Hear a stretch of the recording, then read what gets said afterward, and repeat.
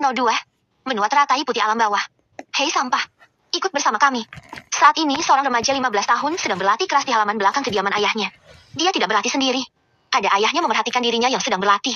Namun saat mendengar ada yang berseru dengan kasar pada anaknya, Hao Ming tidak membela anaknya sama sekali. Hao Chen. Remaja 15 tahun yang berlatih itu adalah Hao Chen dari klan Hao. Hao Chen tumbuh di klan Hao dengan mendapat perlakuan yang buruk. Itu semua terjadi karena dirinya tidak bisa berkultivasi untuk menjadi kultivator seperti remaja pada umumnya.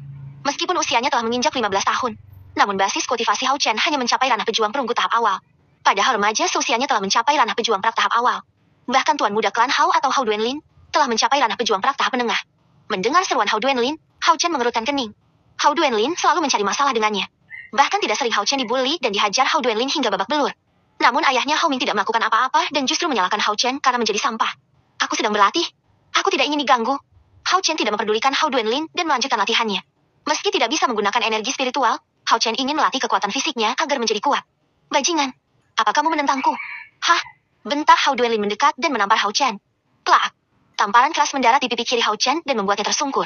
Sebagai kultivator pejuang praktahan menengah, sangat mudah untuk menghabisi Hao Chen yang hanya berada di ranah pejuang perunggu tahap awal. Melihat anaknya ditampar hingga tersungkur, Hao Ming tidak mengatakan apa-apa atau melakukan sesuatu. Justru dia bangkit dan meninggalkan Hao Chen. Melihat ayahnya pergi, hati Hao Chen sangat pedih. Kenapa dia memiliki seorang ayah yang tidak berperasaan seperti itu? Apa kamu tidak mendengarkanku? Hah? Iuk. Iuk. Hao Duanlin kembali menghajar Hao Chen. Sehingga terdengar suara pukulan bertubi-tubi. Dua murid lainnya yang selalu menjilat Hao Duanlin juga ikut menghajar Hao Chen. Hao Chen hanya diam dan menerima pukulan demi pukulan itu. Hingga beberapa saat, Hao Duanlin dan dua murid lainnya berhenti dan pergi dengan perasaan senang. Ketiganya selalu menghajar Hao Chen tanpa sebab. Bahkan jika ada sebab itu hanya dibuat-buat untuk menutupi kejahatan mereka. Hao Chen meringis dan mencoba bangkit. Setelah berdiri, dia berjalan dengan langkah tertatih ke dalam rumah. Kamu benar-benar sampah.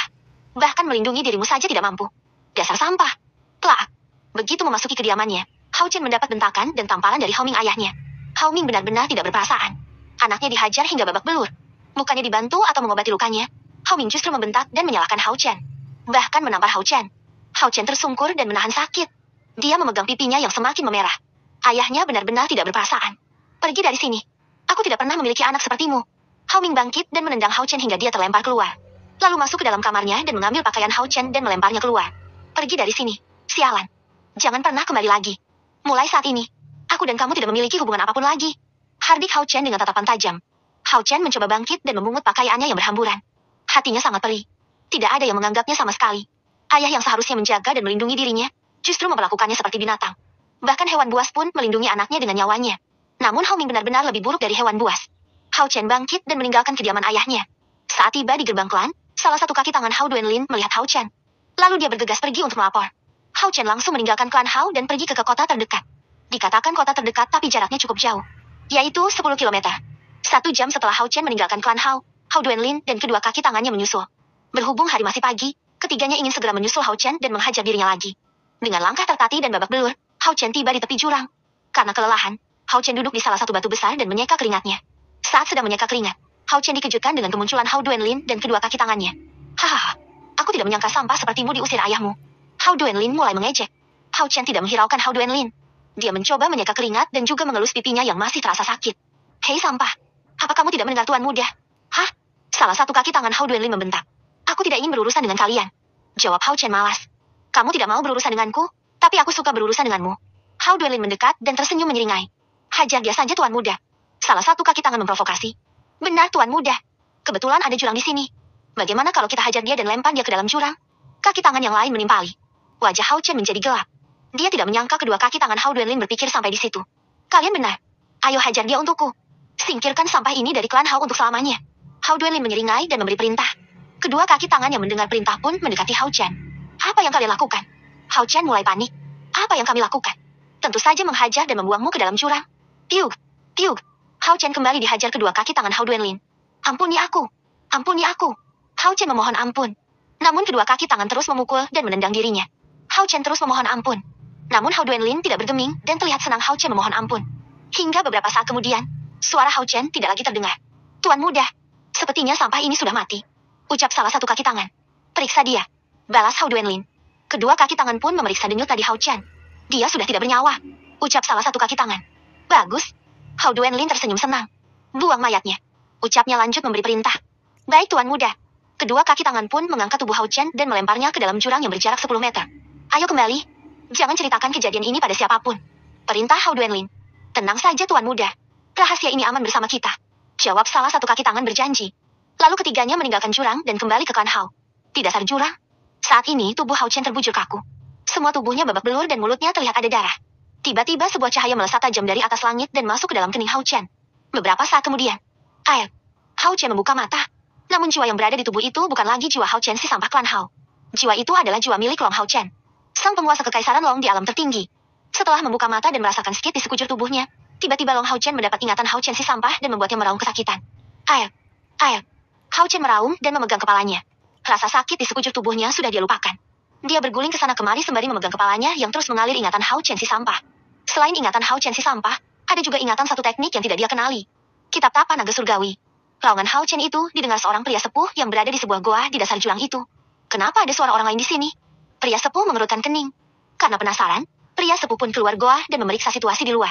Apa aku salah lihat? Gumam pria sepuh yang melihat Hao Chen masih meraung dan memegang kepalanya. Ingatan mulai dari dirinya menjadi sampah dan selalu dibully. Tentang ayahnya yang selalu menghajarnya. Tentang sikap semua anggota klan Hao padanya. Hingga dia dihajar kedua kaki tangan Hao Duanlin dan dibuang ke jurang. Hingga beberapa saat kemudian, ingatan itu selesai dan sakit kepalanya juga menghilang. Hao Chen membuang nafas panjang karena penderitaannya sudah berakhir. Namun saat mencoba bangkit, dia kembali tersungkur karena kaki kirinya patah tulang. Hao Chen kembali meraung saat kakinya terasa sakit. Kamu masih hidup? Tiba-tiba suara tua terdengar di telinga Hao Chen. Hao Chen mendongak dan menggertakkan gigi menahan sakit. Lalu dia melihat sosok pria sepuh menatapnya tidak percaya. Hao Chen bukanlah seorang kultivator. Bagaimana bisa dia tidak mati setelah terjatuh dari jurang yang begitu tinggi? Tipe tubuh spiritual? Pria sepuh itu mengamati Hao Chen dan tercengang. Ternyata Hao Chen memiliki tipe tubuh spiritual. Tipe tubuh spiritual adalah tipe tubuh yang sangat langka. Tipe tubuh itu sama dengan tipe tubuh Kaisar Langit. Di mana pemilik kedua tipe tubuh ini tidak bisa berkultivasi jika 12 meridian kecil dan 8 meridian besarnya tidak dibuka. Sehingga orang yang memiliki kedua tipe tubuh ini dianggap sampah.